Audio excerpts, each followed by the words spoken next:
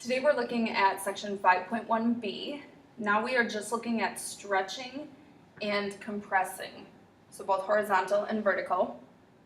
By the end of this lesson, I hope you will be able to say I can graph and describe stretches and compressions of a quadratic function. We're going to start with vertical stretches because they're a little bit easier, they don't deal with the asylum, and they're normal, they are what they look like. So we're starting with the function f of x equals negative 2x squared. We're going to use the parent function, and we're going to describe the transformation. So if you look in the right-hand column, step 1, create a t-table for x squared. That's pretty much going to be our first step every time that we graph a quadratic function. And it's the same t-table that we used yesterday. And then we're going to determine if the scale change is horizontal or vertical. Normally, you won't have this nice label on your equation. You will just be told to graph. So if it is grouped with the x inside the parenthesis before the x is squared, that is how you would know it is a horizontal. If it's just a coefficient, like the negative 2 is just being multiplied by the x squared, that would be a vertical scale change. And then we're going to create a new t-table for our function, multiplying, in this case, the y, because it's a vertical stretch, by the scale factor. So in this case, because the scale factor is normal, we're going to multiply all of the y values from our parent function by negative 2. The negative, remember, will mean the graph will open down, and then the 2 will stretch it vertically by a factor of 2. So our x values stay the same, and our y values all get multiplied by negative 2. And before I forget, I'm going to go ahead and describe the transformation. So it opens down because of the negative, and it's a vertical stretch by 2.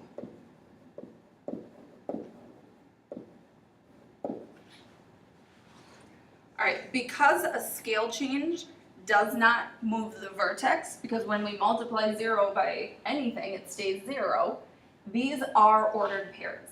I would like you to get in the habit of thinking of them as direction though, because tomorrow when we combine the stretching and compressing with the translation, they'll be back to directions.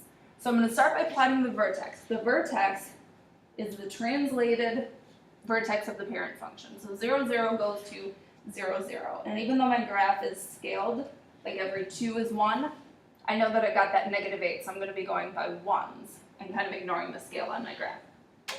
So from the vertex, this point is left 2, down 8. So it would land here. Again, I'm using each of these as 1, not every 2 as 1. Left 1, down 2. Right 1, down 2. And right 2, down 8. Oops. And remember, when you make your parabola, that it curves. As you stretch it vertically, the curve is a little bit less obvious. It's a little easier to draw a point, but make sure when you graph a parabola, you've got that curve at the vertex, not the V. Okay, so now we're going to take a look at one more vertical. This time it's a compression because we've got the 1/2 x squared.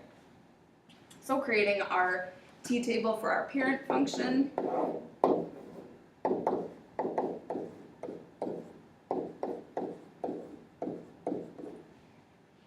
And then we are going to multiply again the y values because we determined that this is a vertical scale change because this is not grouped with the x, it's just a coefficient. So I'm going to multiply all of my y values by half. Again, my x values remain unchanged. Oh my goodness.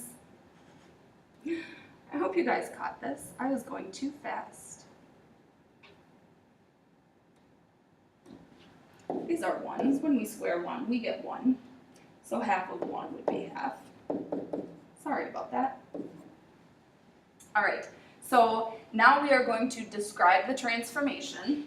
So it is a vertical compression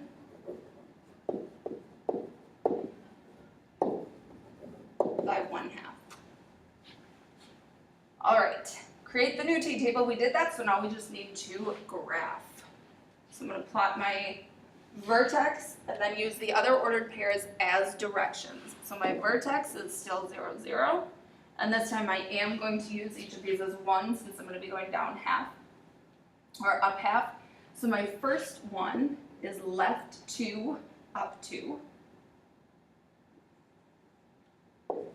Left 1, up half. Right 1, up half. And right 2, up 2. Make sure that you get that smooth curve for your parabola. And notice that as we compress it vertically, it gets wider. So remember, same as we talked about with the absolute value, a vertical compression is the same thing as a horizontal stretch.